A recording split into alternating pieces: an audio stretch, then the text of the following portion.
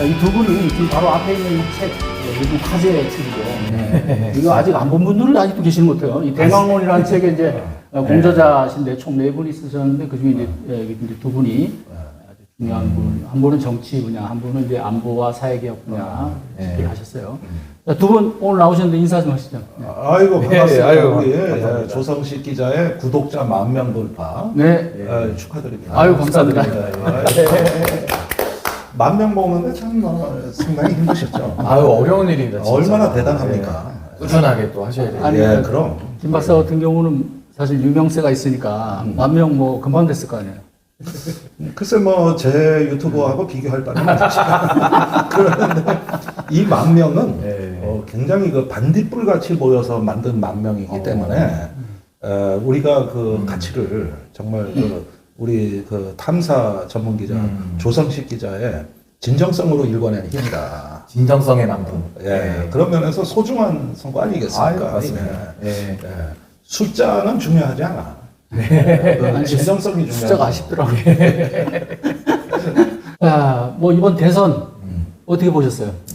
뭐 우선은 이번 대선은 매우 좀 특별한 의미를 가질 수밖에 없는 것이 현직 대통령의 친위 쿠데타를 국민들이 막았고 또 국민들이 막은 이후에도 뭐 여러 가지 뭐 내란 속의 체포 작전부터 또 구속 취소로 또 풀어주고 또 헌법재판소가 조금 장기간에 또 파면 인용 결정을 내리고 또 선거를 치를 수 있을까 없을까 마음 졸이면서 여기까지 왔고 또 선거운동 기간에는 법원이 후보자 자격을 또 뺏으려고도 시도했고 또 국민들은 뭐 테러 위협이라든지 뭐 경호나 안전 문제까지 신경을 쓰면서 야, 이게 정말 대한민국 바로 세워야 되는데 세울 수 있을까? 이런 의구심 속에 매일을 보내왔다고 저는 생각을 하거든요. 그러니까 소위 말하는 내란 후 스트레스 장애를 극복해오면서 이긴 성과다라는 생각이 들고 과거 박근혜 탄핵 때와의 차이점은 당시에는 이제 검찰과 언론이 전면에 나서서 이뤄낸 성과이기 때문에 국민들이 좀 상대적으로 개혁 성과에서는 배제가 됐는데 이번에는 정말 국민들과 이 뉴미디어가 앞장서가지고 이 국민 여론을 만들어낸 위대한 성과 아니냐. 그래서 전 이번에 이재명 정부가 출범하면서 국민주권 정부라는 이제 이름을 지었는데 저는 매우 적확하게 지으신 것 같고 또 시대 정신과도 좀 부합하는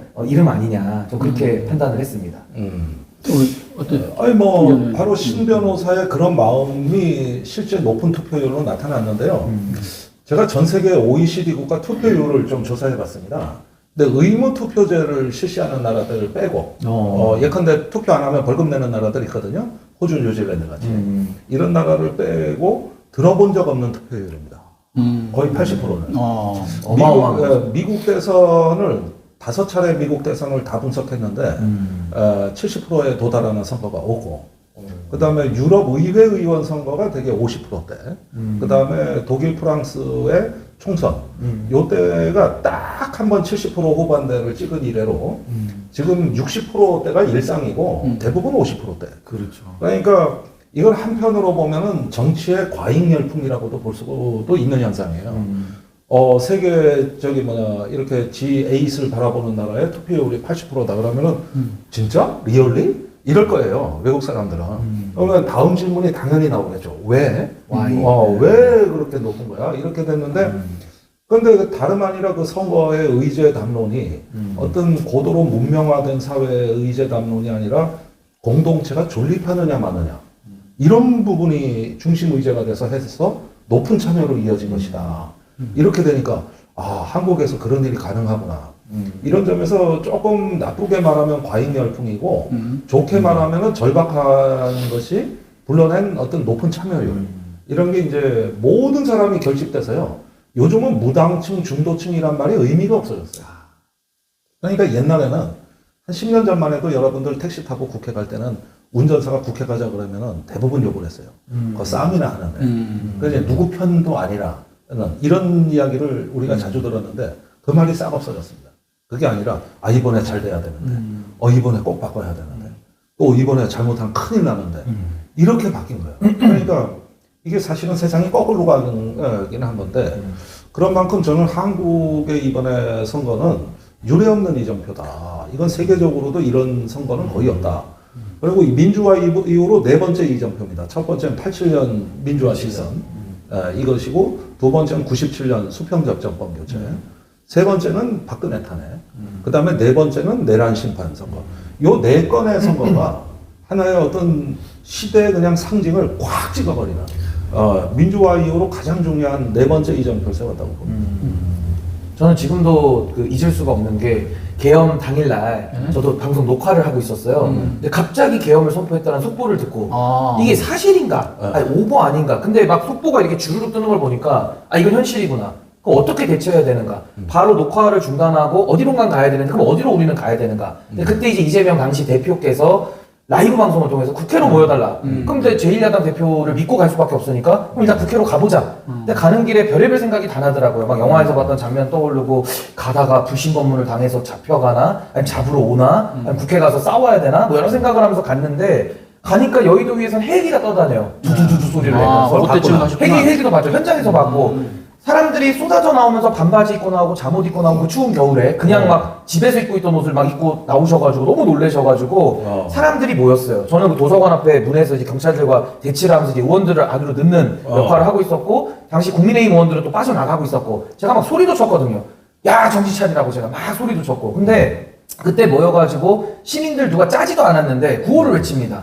독재 타도 계엄 철폐 막 외치는 거예요. 독재 타도 계엄 철폐 이러면서 누가 짜지도 않았는데 그 제가 야 목소리를 막 외치면서 그게 저는 기억에 남고 또 하나 장면은 우리 그 탄핵 투표할 때 처음에는 불성립이 돼가지고 국민들이 화가 났습니다. 일주일 뒤에 또 한 번 이제 응원봉 빛의 혁명이라는 게 그날 국회 앞에 모였는데 저는 그날 우리 김종대 의원님하고 국회 안에서 부스에서 라디오 방송을 현장 중계를 했는데 그날 가결이 204표로 되는 그날 이 열흘 만에 정리한 거거든요. 응원봉 하나 들고 나와가지고 진짜 눈물 콧물 다 나면서 진짜 그 국민들께 감사하고 아 이게 정말 K민주주의구나. 이걸 뭐 정치 과잉이나 정치 과몰입으로 볼 수도 있지만 또 한편에서는 이게 정말 대한민국의 역동성 아닌가. 제가 그 두 장면에서 평생 제가 잊을 수 없는 이 시민들의 힘 이걸 제가 좀 배우게 된 그런 계기 아니었나 그런 생각이 듭니다. 네, 사실 뭐 외국에서 또 교민들의 그 사상 최고 득표율만 봐도 이게 어마어마한 선거였죠.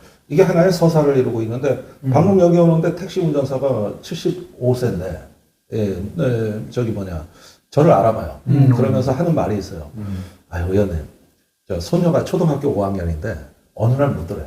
할아버지 소추가 뭐예요? 가만히 있어. 불소추 특권을 배웠나? 그래가지고 네이버 사전 찾아봤는데 너무 길어서 설명을 못 하겠다. 그래서 아이 죄져서 재판 받는 거다 이렇게 그냥 쉽게 하세요. 그러니까 그렇게 설명이 가능하네요. 초등학생도 이제는 이랬던 나라야 이 나라가 이게 할아버지가 그걸 답변하려고 쩔쩔매고 계엄이 뭐예요? 소추가 뭐예요? 비상계엄과 경비계엄을 그러니까 이런 이야기들은요. 이거는 대한민국이 지금 특별한 한 구간을 지나온 겁니다, 여러분. 이런 일은 있을 수가 없는 일인데 우리가 그 지난 12월 3일부터 요 구간 이거는 정말 연구 대상입니다. 어떻게 해서 그 구간을 지나왔을까? 지하철 4호선을 타고 선바위역에서 남태령역을 넘어올 때 불이 꺼지거든. 그리고 철로가 맞아요. 바뀌어. 네, 불 꺼지죠. 오른쪽 차선이 왼쪽으로 이렇게 바뀐다고. 그래서 한강시에 보면은 그 대목의 제목이 선바위역인데 우리가 지금 뭘 지나온 거지? 이렇게 시가 끝나거든. 그런데 나는 차선이 바뀌고 불이 꺼지는 그 순간을 한강 작가의 시선으로는 우리가 매우 특별한 한순간을 지금 막 지나온 거야. 이렇게 작가는 이야기를 하거든요. 나는 그 느낌이 지금 지난 6개월이라고 봐. 한국의 민주화 이후로 갑자기 대한민국에 불이 꺼지고, 선로가 바뀌어. 이거는 지하철에서도 매우 특별한 경험입니다, 여러분. 그렇듯이 이게 지나온 기간이 매우 특별한 한 구간이었다. 근데 그게 딱 보면은 12월 3일부터 6월 3일 딱 6개월이에요. 아주 공교롭게 누가 짠 것도 아닌데 그 어두움의 기간, 선로가 바뀌는 기간에 요 책이 나온 겁니다. 그 기간 선로가 바뀌는데 요게 나왔죠. 우리 대한민국 새로 고침을 제시하는 대한민국의 새로운 미래 제시하는 책인데 이번 대선의 특징이 지금 이렇게 지금 두 분 말씀하셨다시피 엄청난 그런 국민적인 열망으로 대선을 치렀는데 이제 투표 결과를 보면 물론 이 정도 승리만 해도 대단하긴 한데 또 일부에서는 또 기대보다는 또는 생각보다는 아니 어떻게 저쪽이 저렇게 많이 나오지 이런 얘기가 좀 나왔단 말이에요. 이 부분은 어떻게 보세요? 이번 대선의 어떤 그 얘기가 많이 나오는데 일단 출구조사 때 완전히 어떤 과반수를 압도하는 걸로 나오는 바람에 실제 투표가 왠지 좀 적게 나왔다 저 짝이 많이 나왔다. 이러다 보니까 아쉬움 정서가 너무 많이 퍼져 있는 거예요. 그런데 이제 주로 오늘은 이제 여당이 된 의원들이 방송 나와서 얘기하는 거 보면은 내란을 이렇게 지지하는 표가 이렇게 많냐, 41%나 되냐 그러는데 그것이 41%라고 하지만은 내란 지지표라고 저는 생각 안 해요. 그 중에서 10%는 또 빼야 돼. 다른 이유일 겁니다. 뭔가 다른 이유. 그렇지. 다른 이유고. 10%가 다른 이유라면 그 다른 이유가 상당한 건데. 그러니까 그거 뭐 반감도 있을 수 있는 거고 여러 가지 있지. 그 표가 다 내란 표다. 이거는 약간 나는 좀. 자, 내란 계엄에는 비상계엄, 불법 비상계엄 반대하고, 내란 뭐 당연히 반대하고, 하지만 왠지 민주당 후보한테는 또 좀 선택 주기가 뭐 하다는 사람이 또 빠진 표가 약간 있는 빠진 표를 또 봐야 된다. 그렇죠. 그 중에 절반은 그렇고요. 또 상당히 분노하신 분들도 계시고, 그래서 이 41%가 전부 다 우리를 반대한 표다. 이렇게 해석하지 마시고, 거기에는 오랜 지역의 관성이라는 것도 있는 거고, 또 거기서 나오는 어떤 그 막연한 두려움이 이제 자기 편으로 이렇게 좀 회귀하는 듯한 이런 어떤 그 효연도 있는 것이지, 너무 이게 어떤 그 탄핵 반대표, 또 내란표다 이렇게 몰아치는 것은 좀 약간 과도한 해석이다. 근데 그냥 그 해석이 너무 많아요. 그렇게 보지 마시고 더 자세히 보시라. 그 정도는 아니다. 신 변호사 생각 어떠세요? 그러니까 저도 그렇잖아요. 우리가 한 사람의 개인이나 인생을 설명할 때도 헤드라인 따듯이 한 줄로만 표현하기는 어렵거든요. 다 그때그때마다 성장기마다 겪는 것도 다르고 느끼는 것도 다 다르고 사람이 너무 다양한 건데 하물며 집단지성의 41%를 한마디로 규정한다? 전 그건 많은 오류를 내포할 수밖에 없다고 봅니다. 그러니까 기본적으로 41% 안에의 다수의 표는 내란에 찬성하는 사람이 많죠. 그러니까 그만큼 저는 한국 사회가 기득권 정치 그리고 진영 정치 내지는 상대방을 악마화한 프레임이 아주 강하게 작동했구나. 그러니까 이거를 우리 이제 앞으로 어떻게 해야 되냐면 검찰 개혁과 언론 개혁을 통한 이 반정치 청산의 욕구와 열망으로 저는 승화시키는 게 첫 번째 필요하다고 보고요.